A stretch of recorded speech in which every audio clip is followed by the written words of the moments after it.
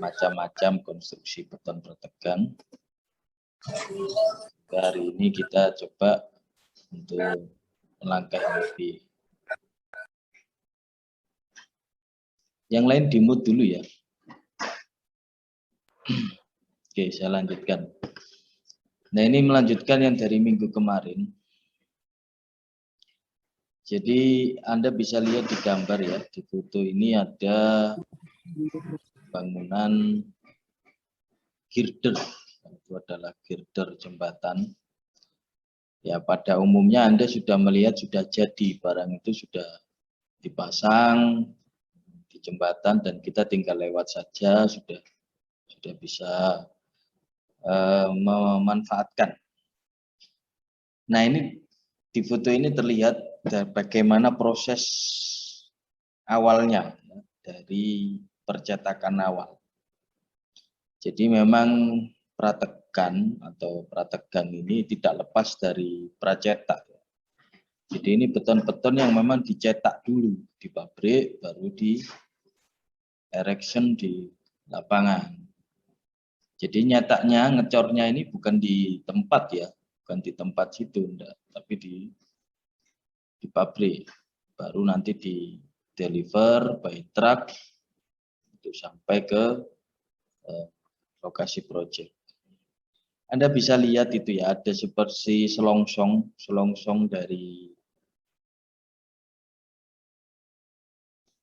itu strand, atau orang bisa mengatakan itu sebagai tendon. Ini bedanya dengan struktur beton bertulang biasa, itu dia hanya tulangan saja seperti yang tampak di gambar kiri.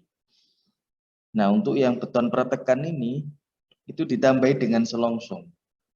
Apa gunanya selongsong? Jadi selongsong itu berguna untuk nantinya sebagai tempat untuk checking force. Ya, checking force-nya dari prategan ini. Jadi tendonnya itu nanti akan dimasukkan di situ. Gitu. Sampai dengan dicor nanti seperti ini. Anda bisa lihat. Jadi yang sebelah belakang ini kita bisa lihat belum dicor. Yang ini yang depan sudah dicetak dan jadi. Jadi dia ada lubang seperti ini. Ada lubang tendon seperti ini. Nanti dimasukkan tendon.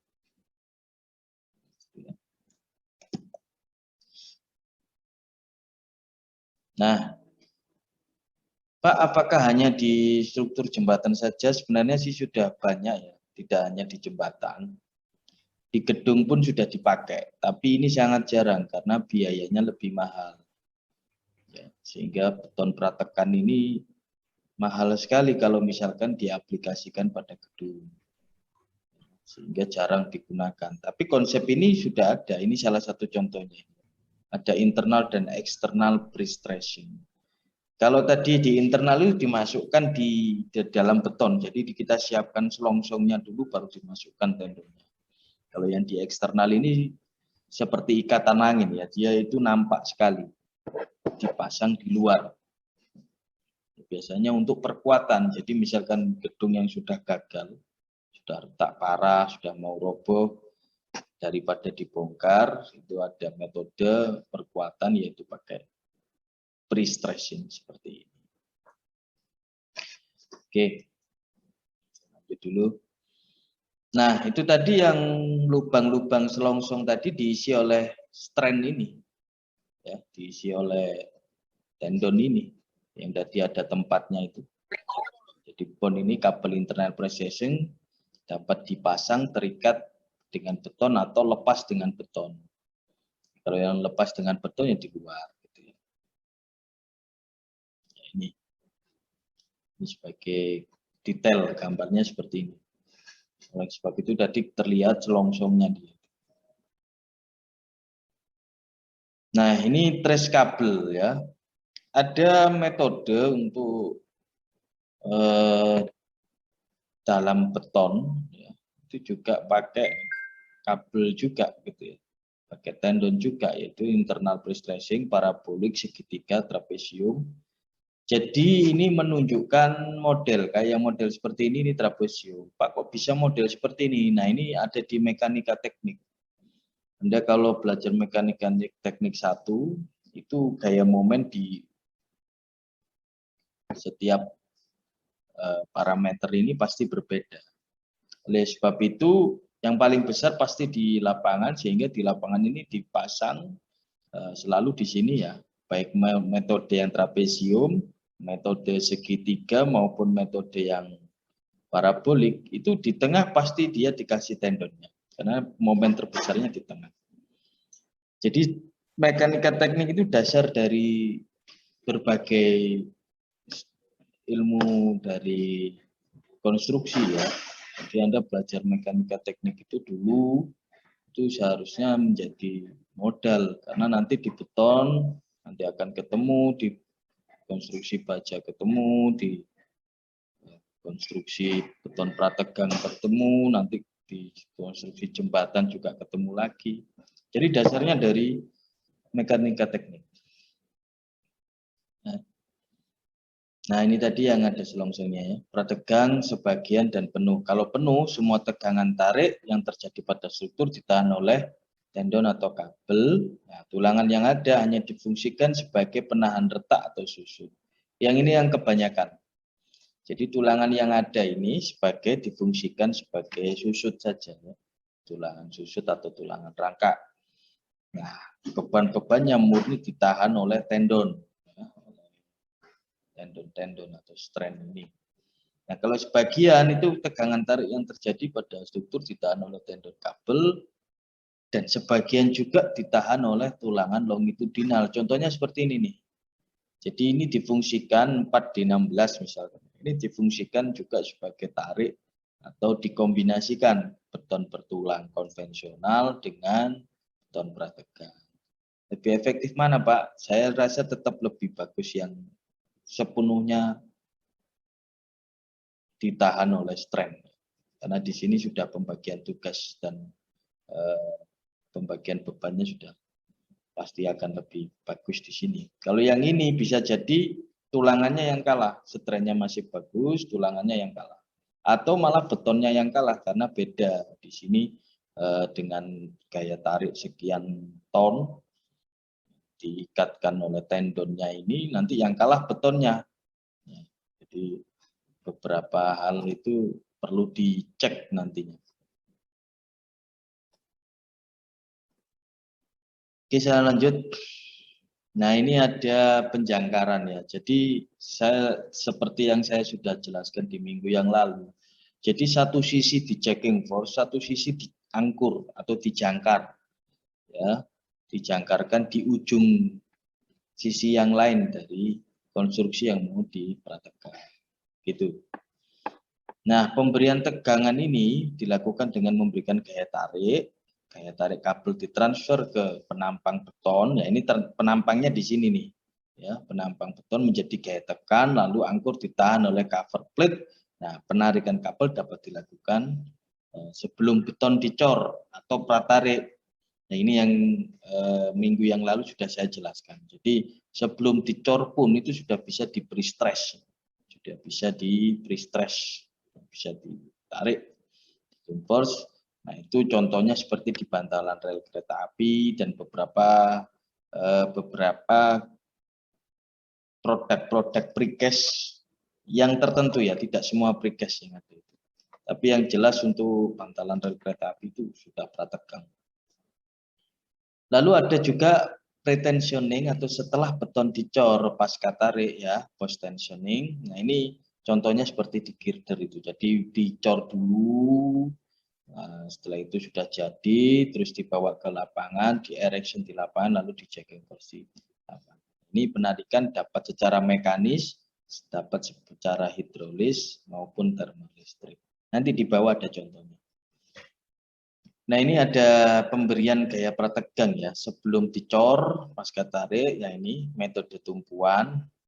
Ya, jadi ditarik dulu, ini tendonnya ini tendonnya, ini ditarik, ya, dikasih beban tarik itu, lalu yang sebelah tengah ini sudah ditarik ditanam begitu ya, ditanam. Nah, lalu yang nanti kalau sudah kering, sudah masuk umur beton, ini diputus, ini dipotong. Ini dipotong, dipotong. Nah, di dalamnya ini sudah strainnya itu sudah mengandung pratekan, sehingga begitu ini dipotong dia sudah bisa menarik dari beton ini sehingga menjadi pratekan. Ada yang sesudah dicor, nah ini ditunggu hingga mengeras, diberi tendon, pasang angkur, baru ditarik. Nah ini ada yang dengan menariknya dengan mur atau bautnya. Ini kalau dengan balok sederhana masih mampu dengan mekanis. Ini yang tadi metode mekanis tadi. Dengan mur, baut, lalu dipakai kunci momen, itu masih bisa. Ini hanya untuk beton-beton atau baut yang standar tidak besar. Tapi kalau sudah untuk girder sebesar itu jembatan itu sudah tidak pakai mekanis seperti ini, pastinya tidak kuat ya. Nah yang dipakai tetap baja mutu tinggi karena betonnya di sini juga persyaratannya adalah beton mutu tinggi begitu. Nah ini loh yang saya tadi cerita bahwa di sini ada alatnya ini, Anda terlihat ya, ini alatnya jacking force ini. Nah ini, jadi kabel tadi itu dipasangkan di alat ini, nanti alat ini yang menarik, ya, ditarik kabel atau strain tadi, tendonnya itu tadi yang sudah dimasukkan dalam beton, ditarik di sini, nah di sini akan menimbulkan gaya. Sebesar berapa Pak? Berapa ton nanti tergantung dari perhitungan, ya, perhitungan dari yang direncanakan butuh 50 ton, 60 ton itu nanti dari hitungan. Gitu ya. Jadi Anda sudah sekarang dapat ilmu baru bahwa oh ada alatnya sendiri ya. Kalau pakai mekanisme baut tadi ya akan sangat berat dan tidak memungkinkan, harus ada alatnya. Ini ada alat khususnya seperti ini. Ini mulai dipasang, mulai dimasukkan alat, ini mulai di checking force sampai ini keluar. Jadi ditarik terus sehingga merapat gitu ya. Sehingga dia sampai semakin tekanan, jadi dia diberi tekanan gitu. Nah, ini batang yang diinginkan sebesar ini ya, L ya. Nah, ini batang yang dipanaskan sepanjang ini ya, penarikan kabel dengan termolistrik ya kalau pakai listrik. Nah, lalu ini ada blok ujung, yang ini ujung sisi satunya, yang sini ada cetakan. Ya. Nanti yang pada umumnya kan harusnya di sini. Panjangnya ini harus sama yang diinginkan. Sehingga cetakan ini harus sama dengan yang diinginkan. Nah, tetapi batang yang dipanaskan ini panjangnya segitu. Sehingga ini akan pakai termolistrik, sehingga ini sudah akan menegang dengan sendirinya. Nah ini adalah konsep dasar prategang ya. Pre-stressing principle in linear and circular pre-stressing. Ya, linear dari series of block of form beam. Ya rata-rata buat balok ya, jadi buat beam ya. Itu compress stress and mismatch section C and section A or B circular pre-stressing. Ya. Jadi Anda bisa lihat di sini, sehingga beton ini yang awalnya horizontal, ketika di pre-stress seperti ini, dia akan sedikit membungkuk. Jadi sedikit membungkuk, begini punggungnya. Nah ini bisa melawan gaya, nantinya kalau dibebani di atas ini akan melawan gaya untuk gravitasi. Itu yang dimaksudkan oleh beton prategang.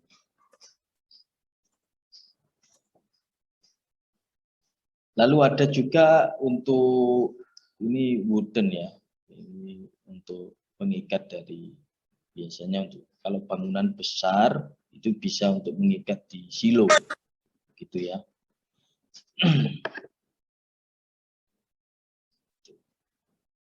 Nah, ini ada konsep dasar ya dari beton prategang.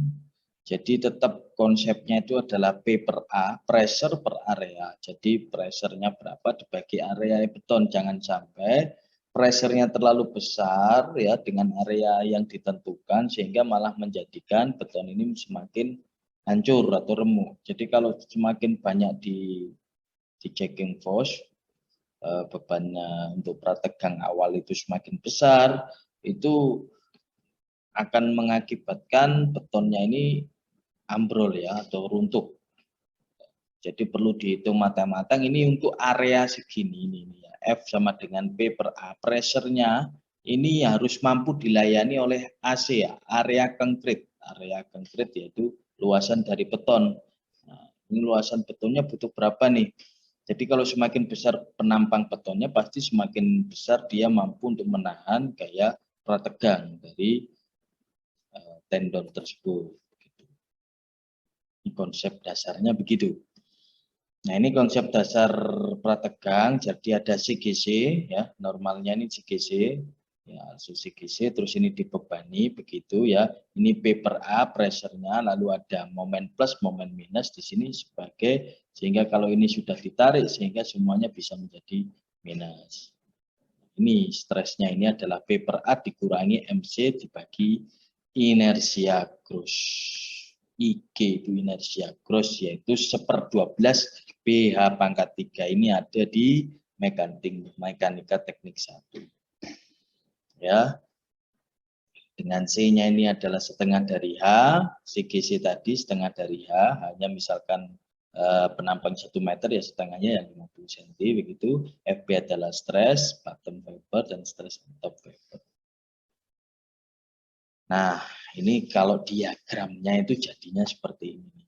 Ini pressure ini ditambahkan dengan diagram minus dan plus ini ya, tekan dan tarik ini sehingga di sini daerahnya semuanya menjadi tekan ya. Semua minus ini kalau dalam beton itu kan tekan ya. Tuh. Nah, Pak, bagaimana kalau ditaruh di bawah, Pak? Nah, ini ada contoh CGC-nya. Bisa ditaruh di bawah, nanti tinggal diagramnya ini menjadi modelnya dibalik seperti ini. Ini nanti saya kasihkan saja materinya, enggak masalah. Nanti saya usahakan nanti saya upload di SEMA Akademik. Dan ini juga materi kuliah ini juga nantinya juga saya akan ini sudah saya nanti buatkan video nanti sehingga bisa diputar ulang untuk menyimak lagi ya tentang materi ini. Nah, ini ada perhitungan girder beton prategang ya. Jadi Anda pastinya sudah pernah menjumpai ini.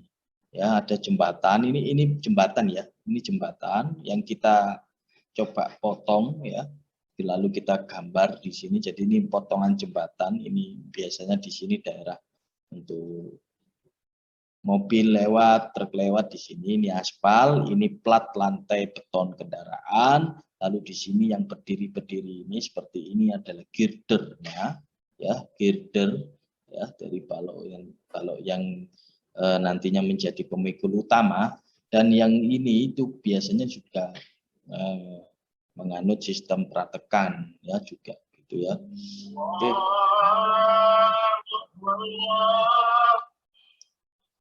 Selanjutnya adalah ini ada pembebanan awal, pembebanan kondisi akhir, penentuan gaya prategang, penentuan ukuran cover plate, kontrol kehilangan tegangan, kontrol geser tumpuan, dan tulangan ensor. Seperti ini kira-kira untuk jembatan. Nantinya akan diperinci.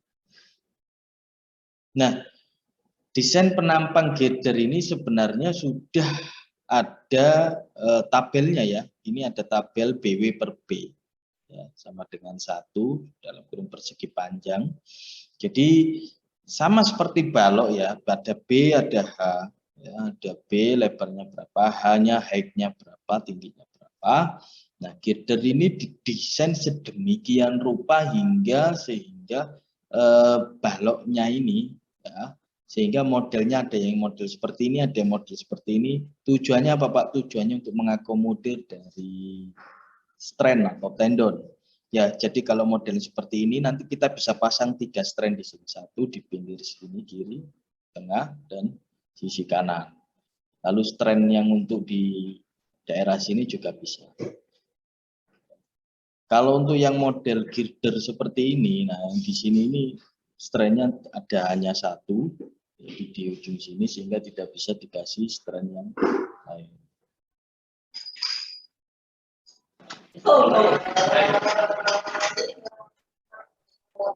Oke, sampai sini dulu apakah ada pertanyaan?